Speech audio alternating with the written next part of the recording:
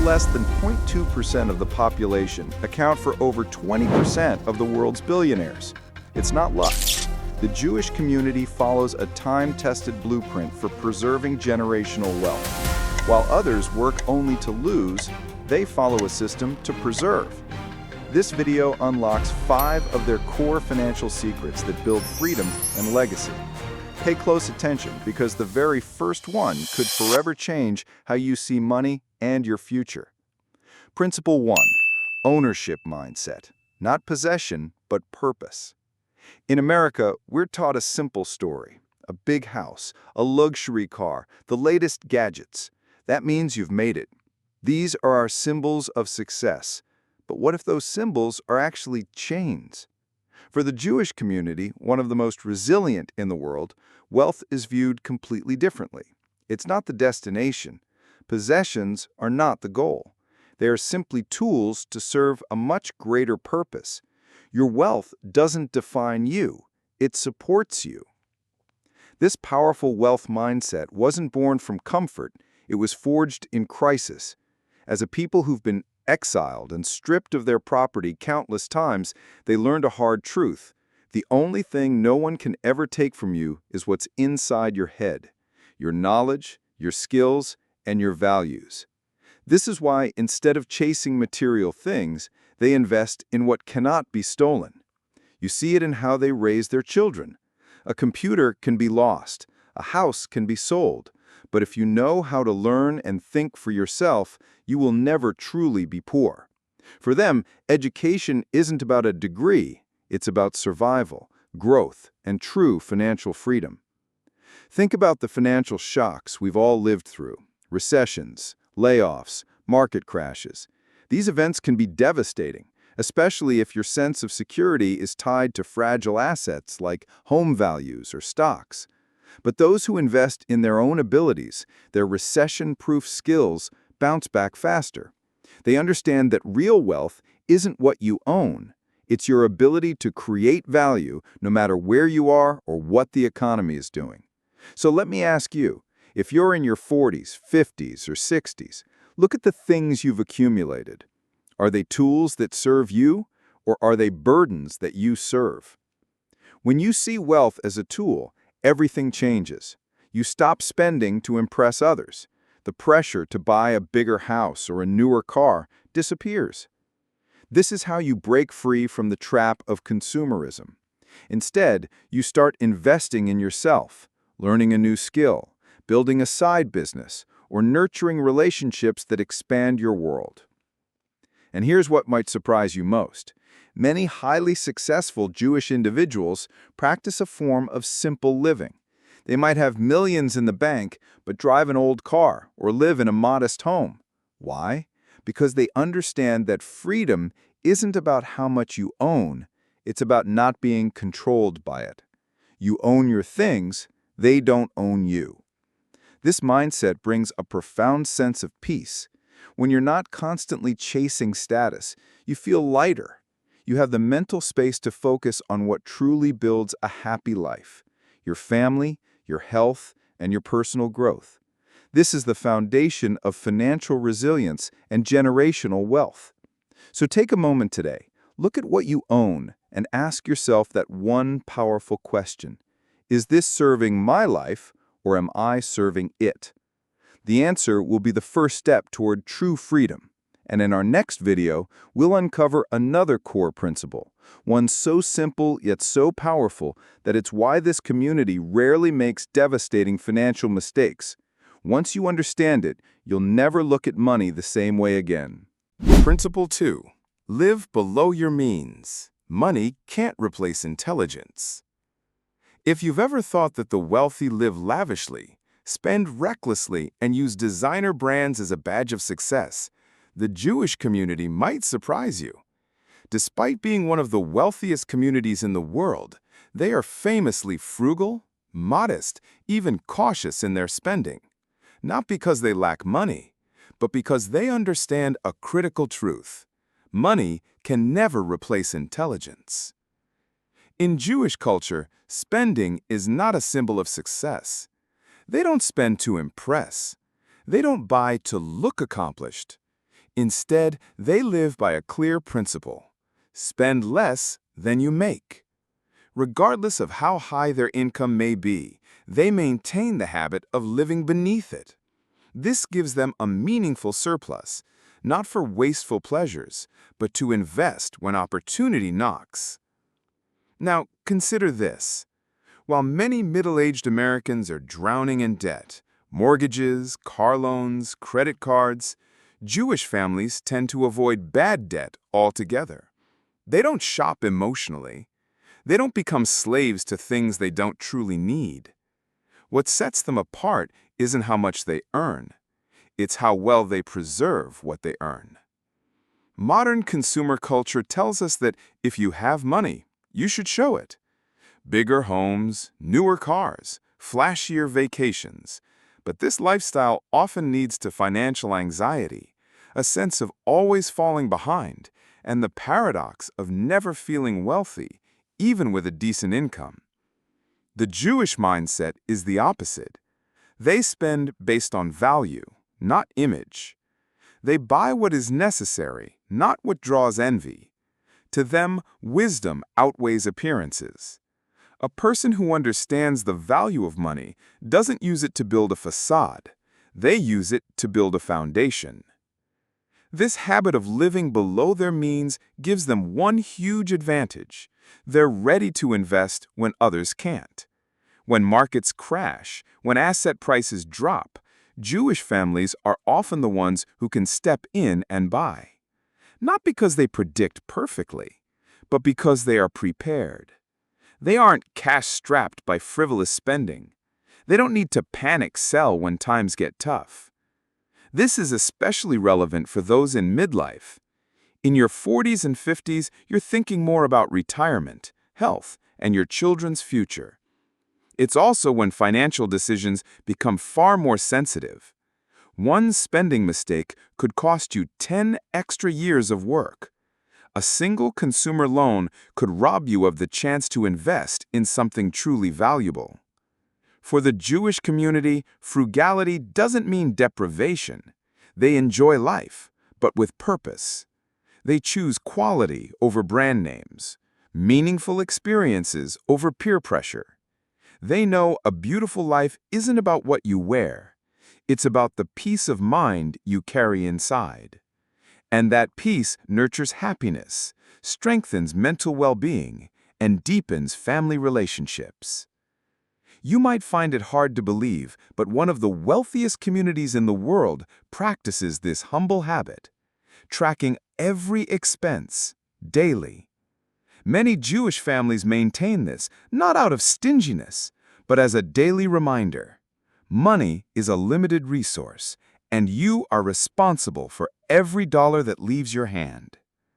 This habit brings clarity to household finances, reduces conflict, and most importantly, builds autonomy. When you understand where your money goes, you no longer feel uncertain or anxious. Instead, you gain control, confidence, and mental freedom. In a world overflowing with temptation, the Jewish people choose discipline, and that discipline has given them freedom. And the same can happen for you. No matter how much you earn, no matter what stage of life you're in, choosing to live below your means and with intention is the key to true, lasting wealth. So ask yourself, why are you spending? To feel joy or to avoid emptiness? To serve your values or to impress people who won't even remember? Because once you start spending less than you can afford, you'll discover something profound. You don't need that much to live well, feel secure, and thrive. Principle 3. Financial education is a family duty. Why does the word money make so many of us uncomfortable?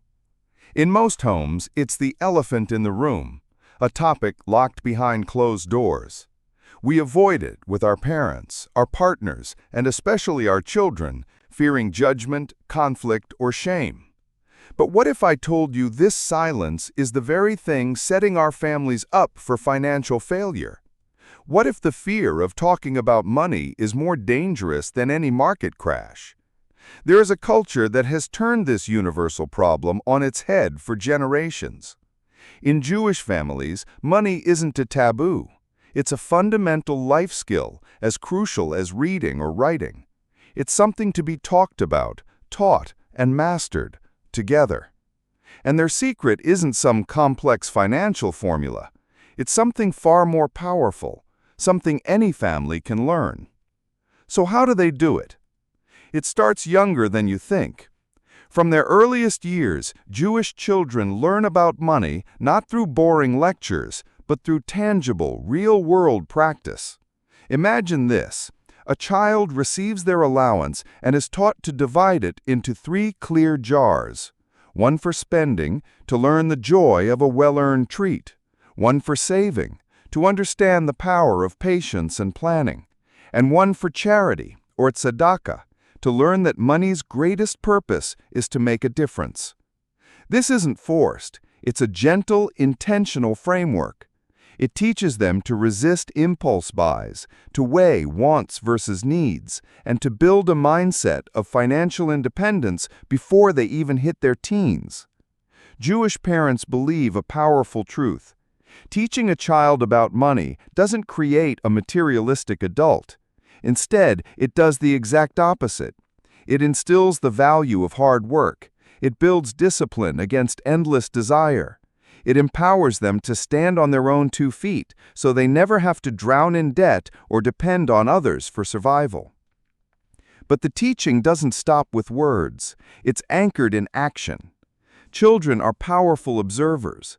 When they see their parents saving diligently, they learn financial responsibility. When the family budget is discussed openly at the dinner table, money transforms from a source of fear into a familiar tool. And here's the most beautiful part. When children witness their parents using money to support the community or help a neighbor, they learn the ultimate lesson. Money isn't for showing off. It's a tool to create value. This creates an unbreakable foundation. The entire family operates on a shared financial mindset. Arguments over impulsive spending fade away. There are no secrets, no hidden debts, no power imbalances where one person earns and the other spends recklessly. The family bond is protected from the first stressor in modern relationships, money. One of the most powerful traditions bringing this all to life is the weekly family gathering. Often on a Friday or Saturday, families share a meal and reflect. And in many homes, they also review their finances. Imagine a space with no judgment, no scolding, just learning. A teenager might share a money mistake they made, and instead of anger, they receive guidance. The family might collectively decide which cause to donate to that month. These aren't just financial meetings, they are rituals that build trust, unity, and a connection that spans generations. Ultimately, leaving your children money is one thing, but teaching them how to manage it, protect it, and grow it is the greatest inheritance you can possibly give. Money can be lost in an instant, a market can crash, a business can fail, but a powerful financial mindset is indestructible. It allows your children to rebuild anytime, anywhere. So why not start today? Have that conversation. Make money a normal topic in your home, not a forbidden one. Share your wins, your losses, and your dreams for a future you can build together. Because, as Jewish families have proven for centuries, true wealth isn't measured by how much you have.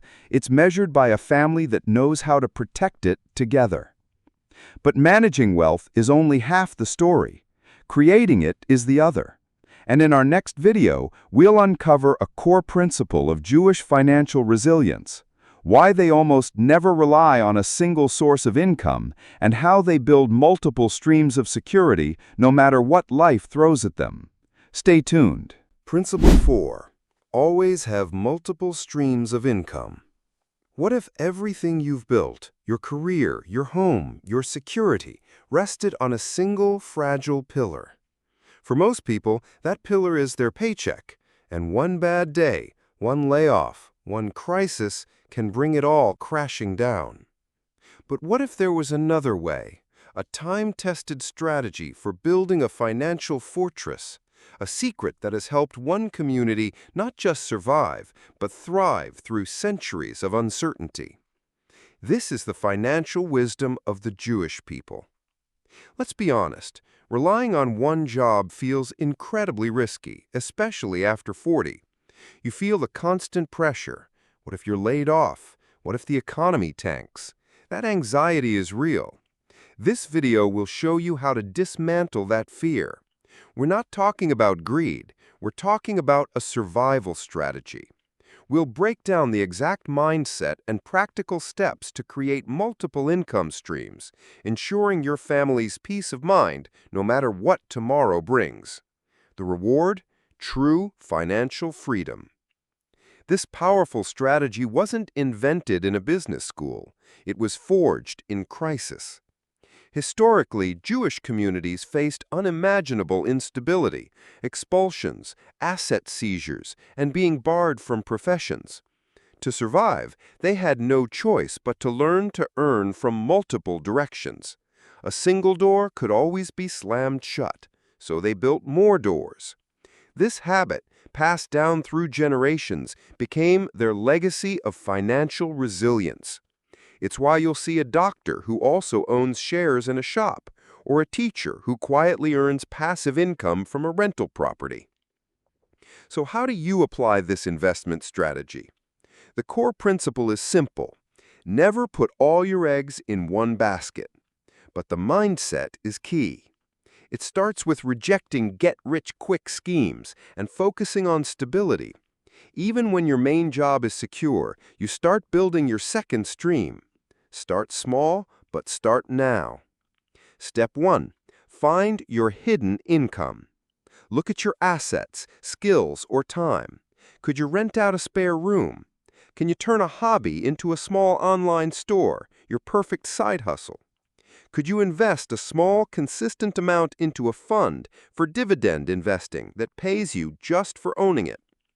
Step 2. Focus on cash flow, not speculation. The goal isn't to chase massive, risky profits. It's to create steady, manageable flows of cash. This is why rental properties are popular. People always need a place to live.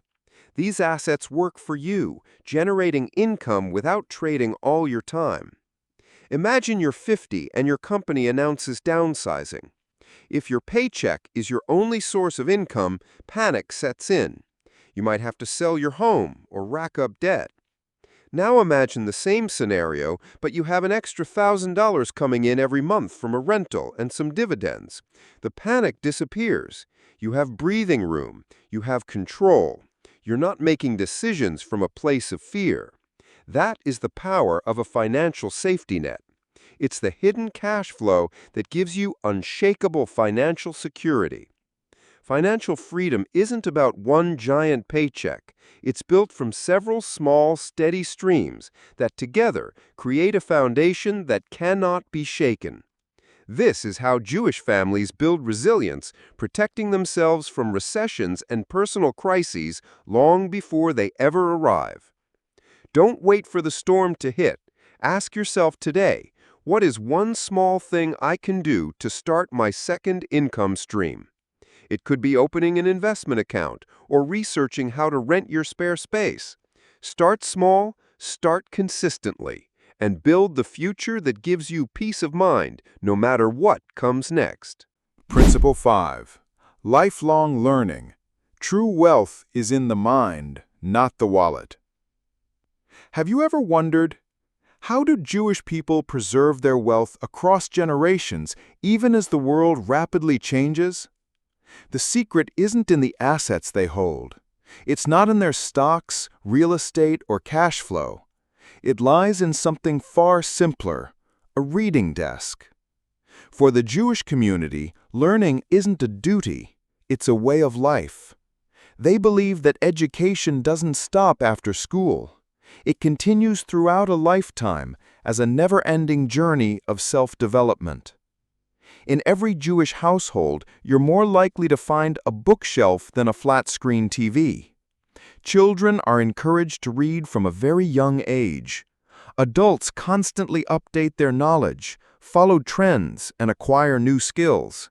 Whether it's finance, technology, psychology, or history, reading helps them not only build wealth, but preserve it. They believe this deeply. Wisdom is the one asset no one can steal. You can lose your job, your money, even your reputation. But if you have knowledge, you can start again and come back even stronger. In a world where technology shifts by the minute and markets fluctuate by the hour, many middle-aged people feel like they're falling behind. Not the Jewish community. They stay ahead because they never stop learning. They're not afraid of change. On the contrary, they embrace it. They're curious, open, and always ready to adapt. You might find a 60-year-old Jewish man studying blockchain, a stay-at-home mother learning the basics of stock investing, or a father reading about modern financial parenting techniques.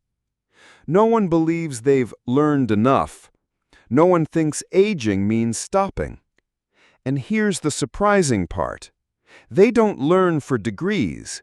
They learn to understand, to act, and to thrive. While many are stuck in the cycle of work, spend, retire, Jewish families follow a different model. Learn, earn, invest, grow. And every new skill gives them a new way to create value for themselves, their families, and the future. It's no coincidence that so many Jewish entrepreneurs, scientists, and financial experts lead in global industries. That's the result of a culture that prizes knowledge not as a luxury, but as a foundation for lasting happiness and security. And the best part? Learning doesn't need to start in a classroom. You can begin at home, with a book, a podcast, a meaningful YouTube video. You can learn about personal finance, investments, or a new skill to expand your income. Especially in midlife, when you have experience, calm, and the ability to filter what matters, learning isn't a burden. It's your chance to reinvent yourself, refresh your life, and break through in the second half of your journey. As the Jewish saying goes, a person who does not read is no different than a blind man in daylight. That's why they dedicate time each day, even just 15 minutes, to read, reflect, and grow. They see the reading desk as a symbol of readiness for success, for spiritual growth, and for financial freedom. You may not be wealthy yet, but if you start learning like the wealthy do, your mindset will change, and so will your results. Just look around. The world is changing faster than ever. Jobs that once felt secure are no longer guaranteed. Skills that were once prized become outdated within years. If you don't keep learning, you fall behind, not because you're incapable, but because you stood still while the world moved forward. So start investing in your mind, just a little every day. Ask yourself, what did I learn today that will help my life, my career, or my finances? Don't be afraid to start over. Don't tell yourself it's too late. You don't need to know everything. Just one useful thing each day. And over time, that small habit creates a big difference. Because true wealth isn't what's in your bank account. It's in your ability to create value anytime you need it. Remember, the Jewish community's success isn't about flaunting wealth. It's about living by timeless principles, quietly and purposefully. Your journey to true wealth begins not with a number, but with one intentional decision. Choose one small step today. If this philosophy of living richly resonates, please support our channel. Like, share, and subscribe as we learn not just to make money, but to build a life of control and purpose.